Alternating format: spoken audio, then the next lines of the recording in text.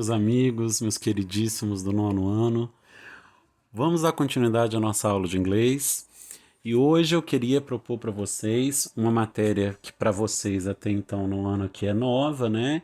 É uma matéria que exige um pouquinho de atenção, porque sobretudo pelo fato de ser um tempo verbal do inglês, que não existe uma correspondência exata no português. Então, esse tempo verbal gera algumas dúvidas que nós vamos tentar com calma, vamos tomar o tempo que for preciso, fazer exercício, para tentar é, fazer que o entendimento seja da melhor maneira possível. Tá bem? Esse tempo, galera, se chama present perfect, né? Ou presente perfeito. Daí, pela própria tradução, vocês já podem imaginar e perceber que não temos um tempo esse tempo, a existência desse tempo verbal no português. Vamos ver do que se trata então. Present perfect. Ele vai falar, galera, de experiência. Vai listar algumas situações em que esse tempo verbal é usado e eu vou explicar. Então, experiências. É um tempo verbal que ele é usado para discutir experiências no passado e completar situações, eventos, né, completados com ações que incluem o presente momento. Ou seja, é algo que começou no passado, entenderam? Uma experiência, vou relatar algo que pode ter começado no passado, e eventos, situações que se completas, né, e ações que vão incluir o presente momento. Vamos ver algum exemplo disso. Tá? Antes disso, vamos perceber aqui, ó, três principais usos do present perfect. O primeiro uso é algo que começa no passado e ainda é verdade, ou seja, ele ainda acontece agora. Então, exemplo. Ah, deixa eu ver aqui. Se a gente tem... Tá, próxima. Próximo uso primeiro, né? Ações no passado indefinidas, ou seja, quando você vai falar de algo do passado, uma experiência, alguma situação do passado, que você não sabe, você não especifica por você não saber ou você não quer especificar, deixar desconhecido o próprio tempo. Então, o tempo, né, não é necessário você explicitá-lo aqui. E a terceira situação é quando você vai falar de situações que são repetidas no passado, né? Ações repetidas do passado. Elas também, a gente também usa o presente perfeito, present perfect. Vamos entender melhor então. Vamos lá, galera. Como é a formação do present perfect? Eu vou ter o sujeito, então tá listado aqui para nós os sujeitos, né? Os pronomes I, you, he, she, it, we, they, né? E eu vou ter, depois deles, dois verbos auxiliares. Percebam aqui, ó. Ou have ou has. Lembrando que é um verbo auxiliar. Um verbo auxiliar é aquele que tem um valor sintático na frase, ou seja, ele tem um valor para marcar, indicar que esse é o tempo verbal, ele está compondo ali, ele está acompanhando outro verbo, outra forma verbal para construir o sentido dele. E depois do have ou do has, eu vou ter o particípio passado. O particípio passado, a gente já viu isso em algumas aulas. É aquela terceira coluna do verbo da forma daquela lista de verbos irregulares. Vocês recordam que a gente tem uma primeira coluna com uma listinha, temos nosso livro, temos, né, em anos anteriores eu já pedi que vocês levassem essa lista, inclusive, para a gente fazer prova. Nós temos uma lista aí uma primeira coluna com os verbos na forma do presente, uma segunda coluna com os verbos na forma do passado simples, né? Então alguns são irregulares, esses irregulares estão listados ali, e a forma do particípio passado, que é a terceira. Então, como que fica a formação do present perfect? É o sujeito, have ou has, vai depender de qual é o pronome, e o particípio passado do verbo. O have e o has vão variar de uma maneira que a gente grava bem tranquilo. O has vai ser para he, she, it. E o have para os outros. I, né?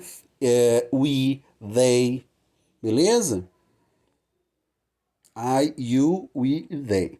He, she, it, has. Que são, vamos lá, particípios passados, né? O que são os particípios passados? É as formas, vamos lá, para as formas regulares dos verbos, eles terminam em ed. Então, isso é óbvio, né, galera? A gente até já discutiu isso em sala. Quando a gente pensava que você. Eu passei para vocês o past simple, né, o passado simples, e vocês precisavam levar uma lista de verbos irregulares, era para vocês consultarem a forma do passado daqueles verbos que não eram terminados em ed, que eram irregulares. Então a gente tem o exemplo liked, walked, worked, talked. Essas formas regulares, todas as formas deles são assim. Então, o particípio passado dos verbos regulares é só botar é a mesma forma, é botar o ed. Os irregulares, os verbos irregulares, é aqueles que a gente precisa memorizar, né? Então, por exemplo, no caso do verbo to be, a gente tem o be, né, na forma do presente, que pode ser I am, is, are. No passado, a gente viu que é was ou were, o passado simples. Ou seja, já é irregular, a gente precisou da lista, ela é a segunda coluna. E na terceira forma, a gente tem o been, que ele é a forma do particípio passado. No verbo ver, né, o see, presente see, a segunda forma eu tenho saw e o seen no particípio passado. Had também é a forma de particípio passado do verbo ter, have, né? Have, had e had, igual. Então, com o auxílio de uma lista, e sobretudo vocês estão fazendo os exercícios, estão fazendo tudo de maneira online, né, de fazendo pelo computador, fica fácil você consultar uma lista de verbos, fica fácil vocês pegarem exemplos disso, beleza? Que ainda sobre particípios, então vamos lá. Palavras-chave, as palavras-chave do presente perfeito, né, do present perfect. A gente tem algumas que são bem usuais e que a gente indica, são advérbios que já indicam o uso delas. Então, por exemplo, already, né? A gente está dizendo que foi antes, é um sentido de antes de agora. Então, quando eu falo I've already finished my homework, eu estou dizendo que eu já terminei o meu dever de casa. Eu não digo, eu falo que eu terminei, eu já terminei, né? Eu terminei antes de agora, do presente momento que eu falo isso. Quando eu falo not yet, eu estou dizendo que não antes de agora, é um exemplo. Então, olha aqui a frase: Scientists have not yet discovered a cure. Então, cientistas não descobriram ainda uma cura. Não é? É uma forma que até antes de agora que eu falo isso, não antes de agora, aliás, e essa cura não foi descoberta. Isso é só para a gente entender. Eles são grandes indicadores do presente perfeito. Vamos lá, continuando. O never, né, que é o advérbio de nunca, e aí pode ter, ó, not any time in the past, including now. Então, ou seja, nunca no passado, incluindo agora. É algo que representa o nunca mesmo. Então, olha como é que é aplicado numa frase em que eu estou relatando de uma experiência anterior, né, usando o present perfect. I have never seen such a beautiful sunset. Eu tenho o sujeito, eu tenho o verbo auxiliar, que é have, e aí eu vou ter o never, que é o nunca, e o particípio passado do verbo ver, né? Que nesse caso é seen. E aí eu vou completar a frase. I've never seen such a beautiful sunset. Eu nunca vi um pôr do sol tão bonito. Nós temos ainda o ever, né? Como que é esse ever? Quer dizer que em algum momento, em nenhum momento, por exemplo, incluindo o presente. Então ele é usado em perguntas. Quando eu falo, have you ever ridden a horse? Eu estou perguntando se você já andou a cavalo. Ok? Então, galera, presta atenção. Eu vou parar esse vídeo aqui agora. Eu não quero que esse vídeo se estenda muito. Vou passar para vocês um PDF Ao invés do exercício, eu vou passar para vocês um PDF no Google Sala de Aula sobre a matéria. Vocês vão dar uma lida, nós vamos ver exemplos de exercícios. No próximo vídeo, nós vamos continuar, terminar a explicação e pegar exercícios para fazer.